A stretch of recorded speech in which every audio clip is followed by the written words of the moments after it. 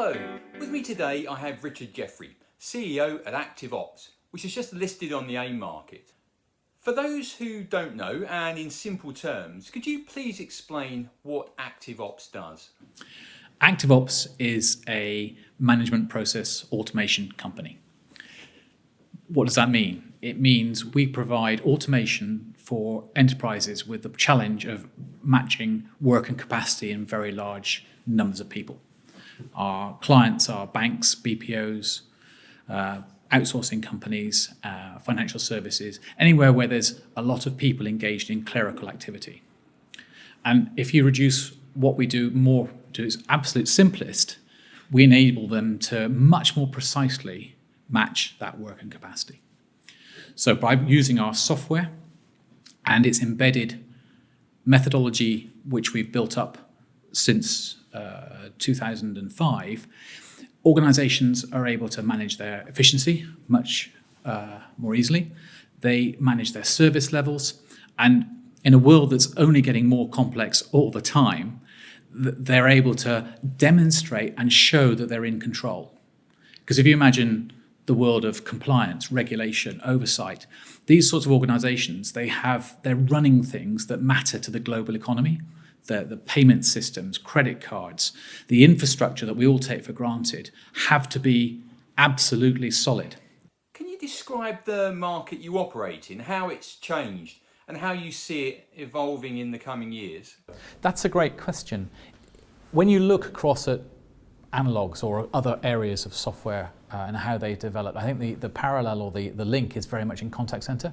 So clearly contact center software scheduling is a massive market. And it's very mature and it's well established, and there's plenty of players in that.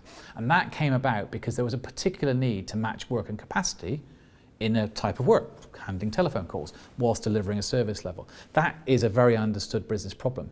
The problem still exists and massively exists in the back office, except it's not one thing, it's lots of types of work, it's lots of different types of work. And so I think the market and the opportunity, which is why we're quite excited, is there is all that complexity and business problem to solve in the back office. And I think the market is moving to less of, it simply cannot afford that problem to be solved locally in 100 different varieties. It needs enterprise solutions. And so I think the pandemic brought that home. A lot of organizations have realized how much of their control depended on having people in the same four square walls. And as the people have gone to their homes and taken their work with them, clearly the way in which you manage people from a well-being perspective, as much as a work management perspective, needs to be upgraded. And ActiveOps ticks the boxes around providing systemic solutions to that problem. Richard, how fast is the business growing, and what are the biggest drivers of growth? We have a track record of mid-teens growth consistently over many years, and I think there's no reason to believe that can't be sustained. When you look at the market opportunity, it's very large. More specifically, and the benefit of focus that we do enjoy with banks, insurance companies and their related servicing, there's a very clear 750 million a year of revenue opportunity there. And as such, with our land and expand track record, and our net revenue retention has been consistently over 100%, that gives us, I think, the lever to grow organically. Now, what made you decide on an IPO rather than remaining a private company? And did the pandemic affect your decision to take the business public? We IPO'd to give ourselves the PLC credibility. I think that's becoming increasingly important at the scale of organisations we're interacting with. But also, for me, and as a significant continuing shareholder and CEO, it retains our independence.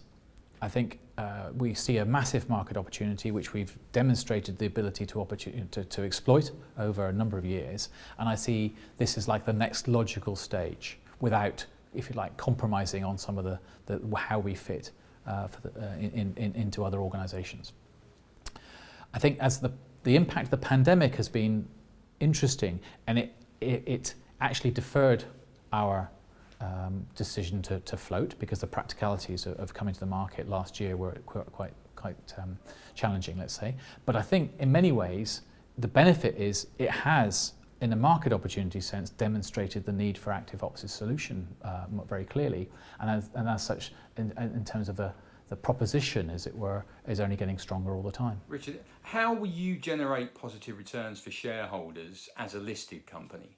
Our business is very high gross margin, which means we can grow and sustain the growth for some time to come. But importantly, there's an awful lot of operational leverage, which is sort of code for the cost base of the organisation. I don't believe needs to grow scalably with the revenue increase, which does give us the opportunity in a relatively short term, medium term, to turn from a growth stock into generating profits.